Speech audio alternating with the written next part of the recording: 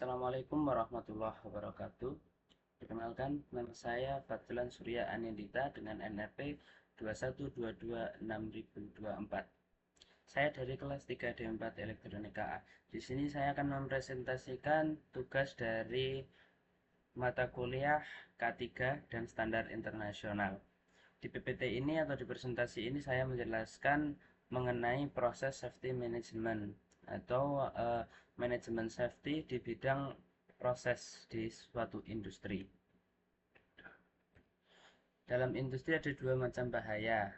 Yang awal ada bahaya karena aktivitas pekerjaan atau occupational safety hazard atau seperti terjatuh, tertabrak, tertusuk, terpapar benda B3, bahaya dan beracun, iritasi kulit, gangguan pernafasan, terkena strom, listrik, ataupun yang lainnya yang merupakan eh, kesalahan personal dan juga korbannya juga personal.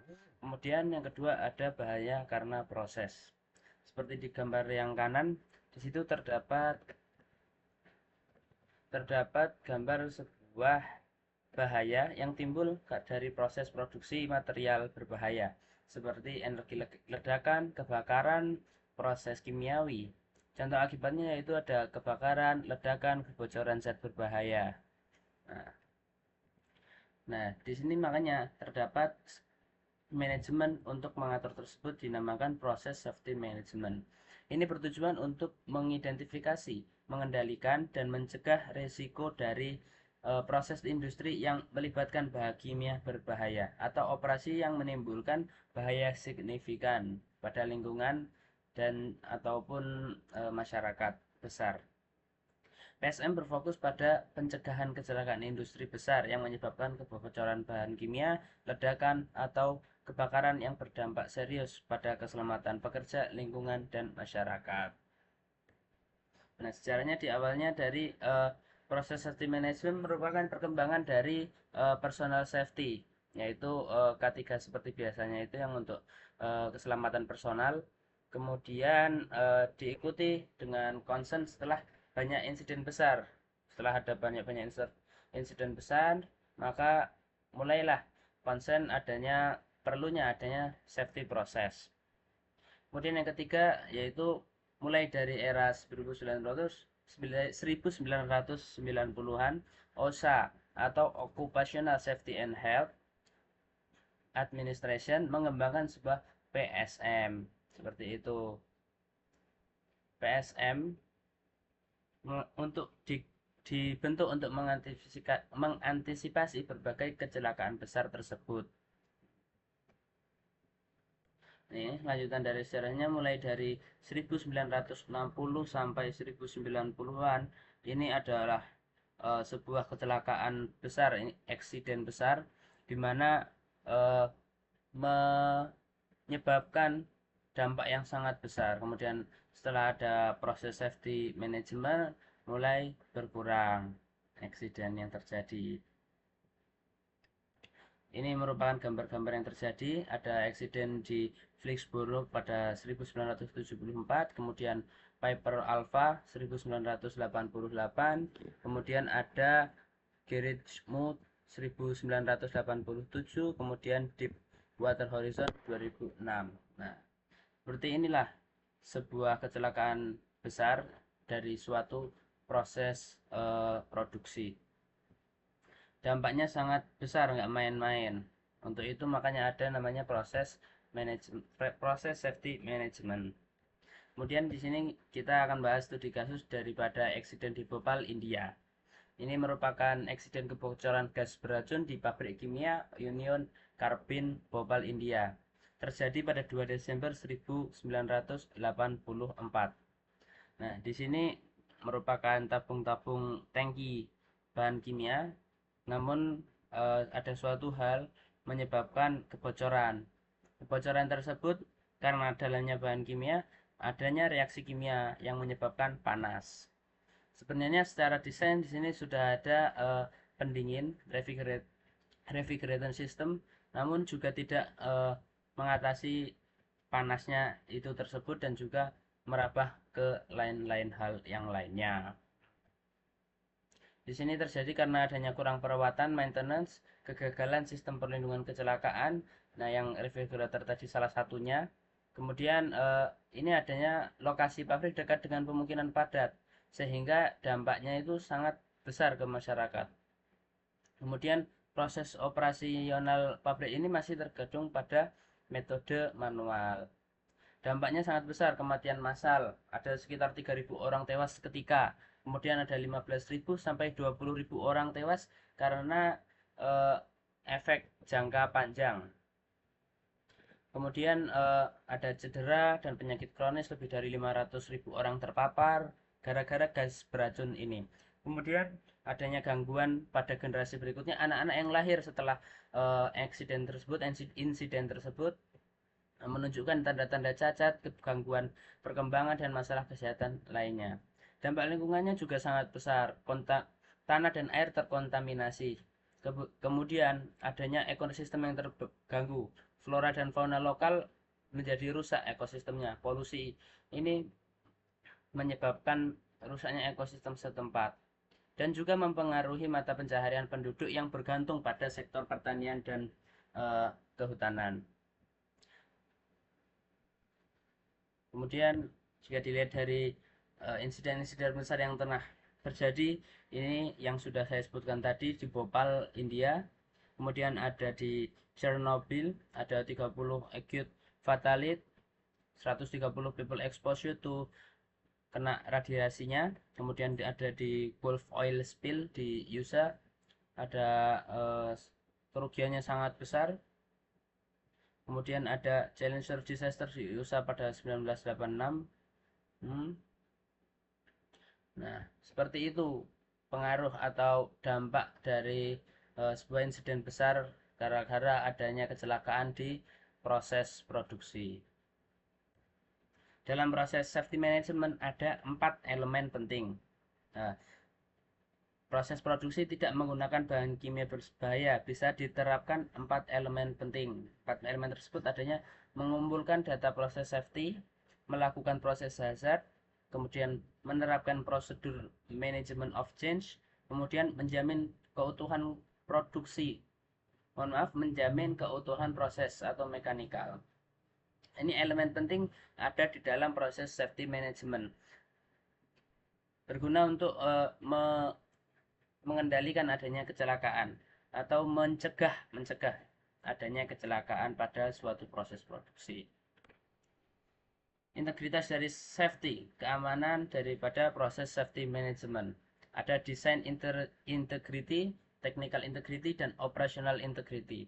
Design integrity merupakan rancangan sebelum dibentuknya atau dibangunnya suatu pabrik atau industri, yaitu perlu adanya alarm atau as low as reasonably practicable. Kemudian juga ada safety design. Kemudian di technical integrity yaitu perlunya penanganan atau penggunaan suku cadang yang orisinil atau mesin dan peralatan sesuai standar keselamatan. Kemudian adanya maintenance mesin dan peralatan secara benar. Nah, ketika ada maintenance, ketika ada kerusakan itu perlu adanya perlu menggunakan suku cadang yang memang original dan juga sesuai dengan standar keselamatan. Kemudian di operasionalnya, industri atau pabrik dioperasikan sesuai dengan standar operasi yang aman. Harus sesuai dengan prosedur yang telah dibuat. Integritas tersebut salah satu bentuk dari manajemen untuk mencapai keselamatan proses produksi. Kemudian ada prinsip pengalaman berlapis, dikenal dengan pengamanan berlapis keju Swiss. Jadi ketika adanya suatu hazard atau bahaya, ketika bahaya menembus layer pertama, ada beberapa bahaya yang bisa dihindari. Ini salah satunya. Kemudian ketika masuk layer kedua, ada bahaya lagi yang bisa dihindari. Kemudian layer ketiga masih ternyata di sini digambar masih ada kelemahannya, sehingga bahaya pun akhirnya terjadi. Nah, dari layer-layer tersebut ada 4 layer, yaitu ada engineering control, administrative control, behavioral, dan juga post-incident mitigation. Nah, dari engineering itu safer design, yang awal tadi desain sebuah industri, kemudian ada instrumentasi protectionnya, dan juga insulation, yaitu melindungi ketika suatu adanya kecelakaan. Kemudian ada administrative control, yaitu ada safe lab-nya, chemical hygienist plan-nya, ada job safety analysis, dan juga management of change-nya. Di sini ada di layer kedua. Kemudian di layer ketiga adanya personal protective, penggunaan alat yang bagus, baik, dan juga stop work authority. Ada follow lab prosedur, mengikuti prosedur lab. Di sini untuk emergency response plan, ketika adanya suatu akhirnya terjadi, naudzubillahnya terjadi kecelakaan, adanya emergency, untuk emergency response daripada uh, kejadian tersebut. Ada juga fire suppression, ada safe work practice. Kemudian ada kontrol instrumen. Kontrol instrumen itu merupakan instrumen atau alat digunakan untuk mengontrol daripada suatu proses produksi. Nah, di sini adanya kontrol atau monitoring. Di sini mungkin tekanan, ada suhu, dan juga apa airflow, dan yang lain-lainnya. Ini harus dicek eh, secara rutin untuk mengetahui apakah alat tersebut bekerja sesuai kerjaannya atau tidak, untuk menghindari adanya kecelakaan proses produksi.